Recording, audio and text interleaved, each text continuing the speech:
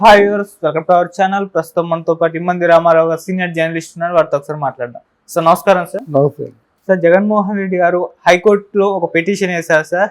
తనకు ప్రతిపక్ష హోదా కావాలి అని చెప్పేసి కూటమి ప్రభుత్వం ఇవ్వట్లేదు, స్పీకర్కి చెప్పి కనీసం ఇప్పించండి అని చెప్పేసి హైకోర్టుని అయితే కోరడం చూస్తున్నాం.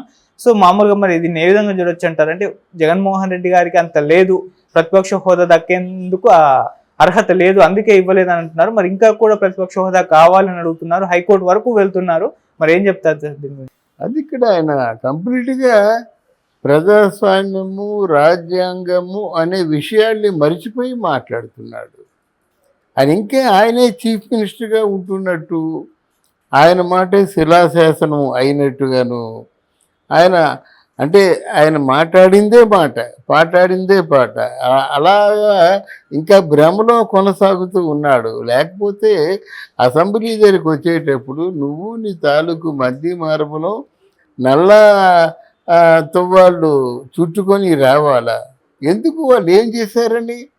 ఇప్పుడు నిరసన వ్యక్తం చేయాలంటే అవతల వ్యక్తి మనకేదో మన పట్ల పొరపాటు చేస్తే మీరు దారుణమైన చర్యలు మా మీద తీసుకున్నారు కాబట్టి వీటిని మేము ఖండిస్తున్నాము అనడానికి నిరసన తెలపాలి. వాళ్ళు ఏ చర్యలు తీసుకోలేదు కదా. ప్రమాణ స్వీకారాలు చేశారు, గవర్నర్ స్పీచ్ ఉంటుంది, గవర్నర్ స్పీచ్ని ధిక్కరించి వీళ్ళు వాకౌట్ చేస్తామని గలాభా చేయడం అనేది తప్పది. గవర్నర్ని తిరస్కరించినట్టయితే గవర్నమెంట్ ఆఫ్ ఇండియానే తిరస్కరించినట్టు లెక్క. వాళ్ళు కేంద్ర ప్రభుత్వం తాలూకు అధీనంలో ఉన్నవాళ్ళు. కేంద్ర ప్రభుత్వానికి అధినేత ఎవరు? Prime minister. అంటే మీకు తెలుసో తెలియకో సూటిగా ప్రధానమంత్రినే తిరస్కరిస్తున్నట్టు లెక్క. అదైపోయింది. బయటకు వచ్చి గొడవ ఏంటండి? బయటకు వచ్చి ఉపన్యాసాలు ఏంటండి? మీరు అలాగా అమ్మకు 100లో 15,000 వేస్తూ ఉన్నారు, ఎందుకు వేయలేదు అంటాడు. వాళ్ళ ఇష్టం, వాళ్ళ పరిపాలన వసతి, ఆ సౌలభ్యం చూసుకోవద్దా?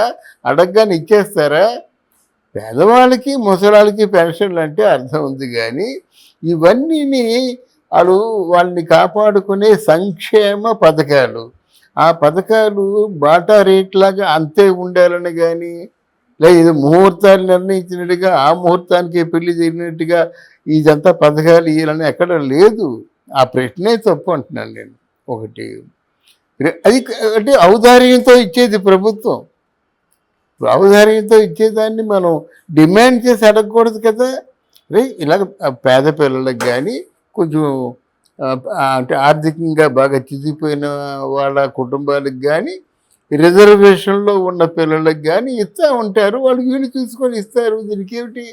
నువ్వు ఆనాడు ఆ మాట అన్నావు, నువ్వు ఈనాడు ఈ మాట అన్నాడు, పోలవరం అన్నావు, స్పెషల్ స్టేటస్ అన్నావు అని ఉబుసుపోని మాటలు మాట్లాడితే ఎలాగుంటుందంటే, ఈ 5 సంవత్సరాల్లో నువ్వేమైనా చేసావా? నువ్వు చేయని దానికి ఎందుకు మాట్లాడడం? నువ్వెందుకు స్పెషల్ స్టేటస్ అడగలేదు?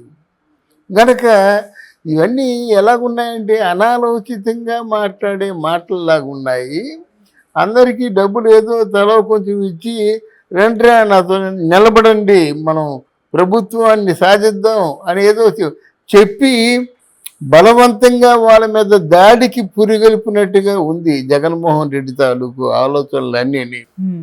కానీ చంద్రబాబు నాయుడు గనక పరిపాలన సామర్థ్యం ఉన్నవాడు గనక ఇన్ని మాటలు మాట్లాడాడు జగన్మోహన్ రెడ్డి.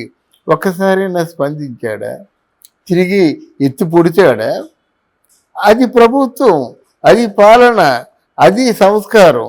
నువ్వేంటి ఎంతసేపు ఏదో ఈ ప్రభుత్వం వచ్చి ముంచేసినట్టుగా, రాష్ట్రం రావణ కాష్టం అయిపోయినట్టుగా, రాష్ట్రంలో విధ్వంసం పేటరేగిపోతున్నట్టుగా, ఇక మేము దీన్ని సమర్థనీయంగా ఎదుర్కోలేము. మహానుభావ, మీరే కేంద్రంలో పూనుకొని గవర్నర్ పరిపాలన విధించండి అని చెప్తున్నాడు ఈయన.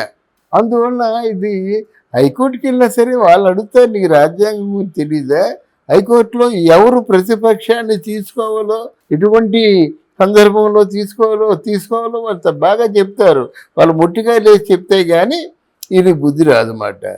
అసలు అసెంబ్లీకి పోట్లాడు కోసం వస్తున్నాడా, మాట్లాడడం కోసం వస్తున్నాడా అనేది కూడా ఆయన తెలుసుకోవాలి మేడం. సార్ ఇప్పుడు హైకోర్టు మరి ఇచ్చే ఛాన్స్ ఏమైనా కనిపిస్తున్నాయి, ఇవ్వకపోతే మళ్ళీ సుప్రీంకోర్టు వరకు వెళ్ళే అవకాశం ఏమన్నా ఉందా? అంటే జగన్మోహన్ రెడ్డి గారు అటు ప్రతిపక్ష హోదా కోసం పట్టు వదలకుండా ప్రయత్నించడం చూస్తున్నాం. ఆల్రెడీ లెటర్ రాశారు, లెటర్కు రెస్పాండ్ అవ్వలేదు, ఇవ్వలేదు కూడా, ఇవ్వము అని చెప్పేశారు. మళ్ళీ ఇప్పుడు ఏం చేస్తారు? మరి హైకోర్టు దాకా వెళ్ళారు, మళ్ళీ సుప్రీంకోర్టు దాకా కూడా వెళ్తారంటారా?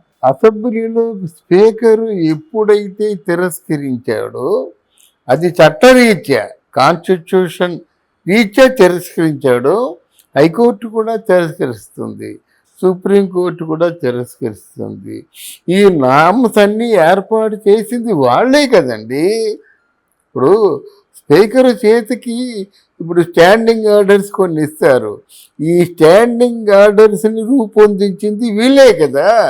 హైకోర్టు, సుప్రీంకోర్టు ఫైనల్గా వాళ్ళు ఇచ్చిన ఆర్డర్స్ని వీళ్ళు ఆచరణలో చూపిస్తారు. ఎందుకు వెళ్తాడు? అసలు మతి లేక వెళ్ళడం తప్ప ఏమైనా కొంచెం రాజకీయం తెలిసిన వాడైతే వెళ్తాడా? ముట్టుకాయలు తింటాడు ఒకటి.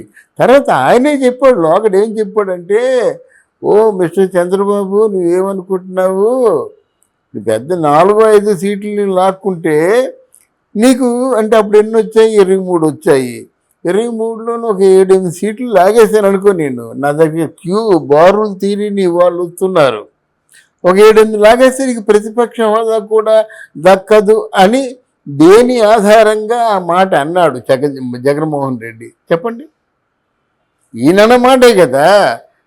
నీ 4-5 సీట్లు లాగడం చాలా ఈజీ, అప్పుడు నీకు ప్రతిపక్ష హోదా కూడా దక్కదు, సిగ్గు లేకుండా మాట్లాడకయ్యా అన్నాడు. ఈయన దగ్గరికి వచ్చేసరికి రూల్స్ మారిపోతాయా? అవన్నీ ఆలోచించాలి. అరే ఒక పక్క నీ సాటి చెల్లి చెప్తుంది, ఏంట్రా నువ్వు పరువు తీసుకుంటావు ఏంటి, అసలు పూర్తిగా నాన్న పేరు చెడగొట్టేస్తున్నావు. ఒక పక్క నిన్నే మళ్ళీ కామెంట్ చేసింది ఆవిడ.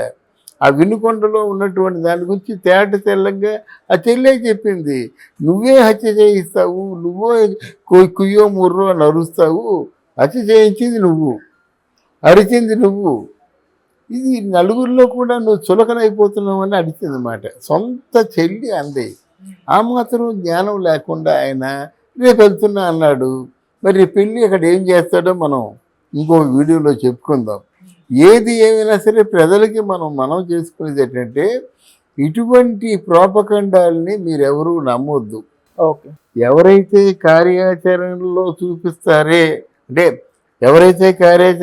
చూపిస్తారో వాళ్ళ మాటలు మీరు నమ్మండి. అంటే ఏమిటి? ప్రోగ్రెస్ ఇన్ ప్రాక్టీస్, అది నమ్మండి అని మనం చేసుకుంటూ సెలవు తీసుకుంటున్నాం. Right sir, thank you so much sir. Thank you అమ్మా.